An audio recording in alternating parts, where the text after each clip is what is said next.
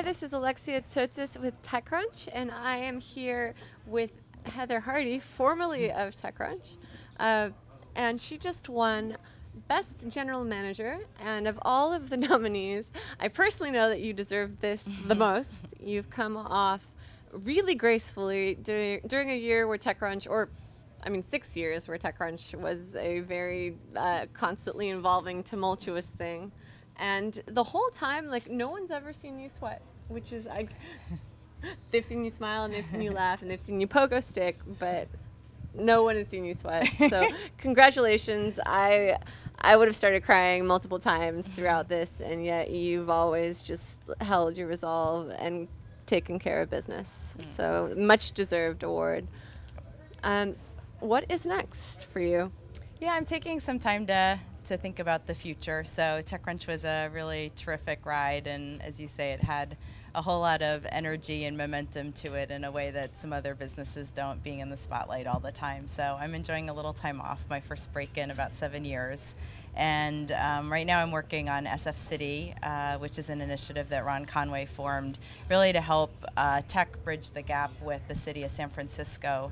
And so we're doing some things on job recruitment to really help make sure that some of the great programs that the city has can help get workers placed into tech companies. And then we have some initiatives that we're going to want to push forward as well on our own. And I think the benefit is that tech is willing to be a really great corporate citizen to the city, but having been a CEO for a tech company, tech companies need to be focused on their day-to-day business. And so the most important thing I think that SF City can do is to be a bridge between the city and tech, because if you ask tech startups to work on job recruitment initiatives for entry-level employees, they're happy to do so, but we have to sort of spoon feed it to them and make it easy. And so I think that's a lot of what this group is going to do, is finding ways that tech can have a relatively big impact on the city, by making it really lightweight for them to get involved and making it really organized. So did you read Mike's post about San Francisco versus Palo Alto?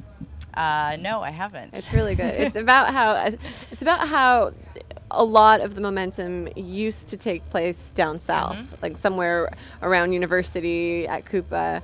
And he was saying basically that nowadays it's the creamery, and you can't walk into the creamery without seeing someone you know. I saw multiple people I knew at the creamery today, just people who are working on startups, people who are investing in startups.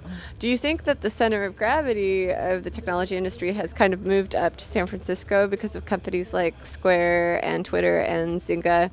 Or do you think it's still primarily based in Palo Alto and San Francisco is just like, you know, a sibling or an overlooked cousin of the real tech industry?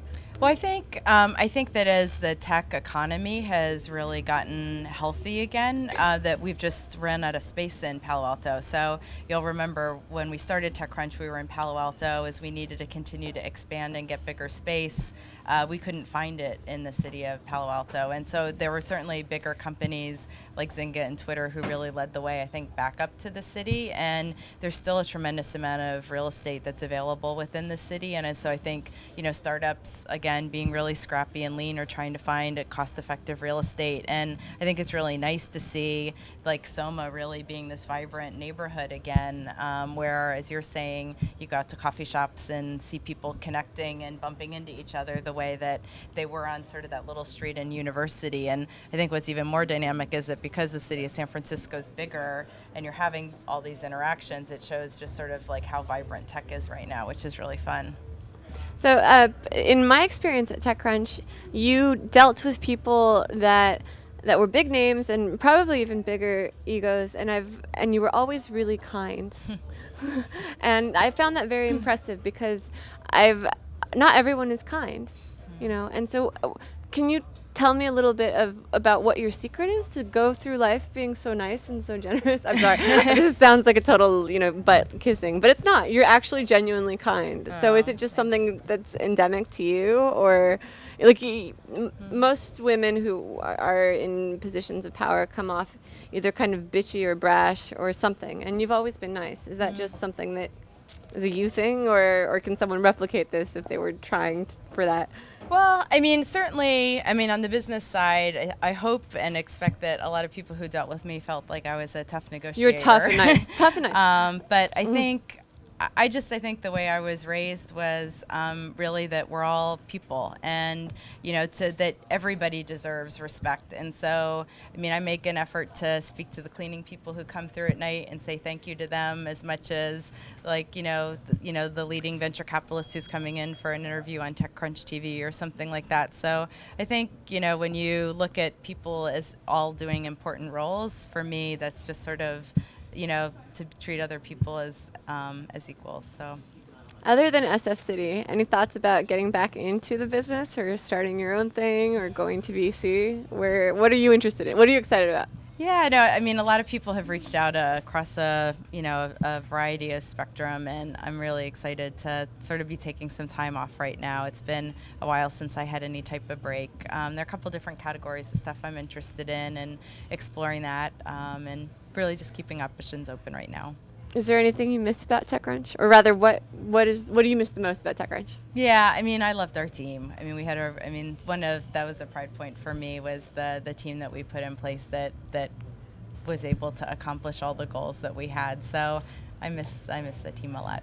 Well, we'll always have the TechCrunch Mafia. Yes, yeah, no, there's a great alumni group, so I'm proud to be part of that now. We should start the Facebook group. Thank you, Heather. Okay. Congratulations. Thanks.